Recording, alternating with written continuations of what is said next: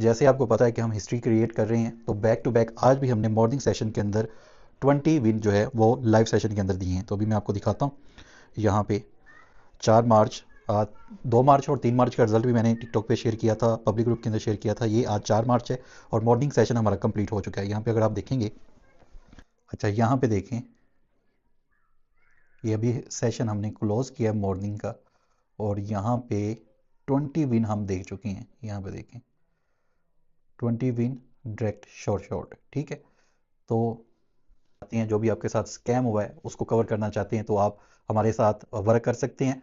Public group यहाँ पे mention कर रहा हूँ, यहाँ पे जाएं, सारी डिटेल आपको मिल जाएगी। पब्लिक ग्रुप के अंदर भी मैंने आज सिग्नल दिया, वो भी आप चेक कर सकते हैं। तो डेली जो भी सेशन होता है उसका रिजल्ट मैं पब्लिक ग्रुप के अंदर शेयर करता हूँ। तो अभी हमने जो टारगेट रखा हुआ है 50, डेली 50 जो है शॉर्ट सिग्नल आपको वीआईपी ग्रुप के अंदर मिलेंगे। लाइव सेशन एडवांस नहीं होगा, लाइव सेशन के अंदर ये सारी जो सिग्नल है, सारी अपॉर्चुनिटीज़ हैं आपको मिलेंगी। तो फॉलो कर लें और बायो में जाके सारी डिटेल चेक कर लें। Thank you so much.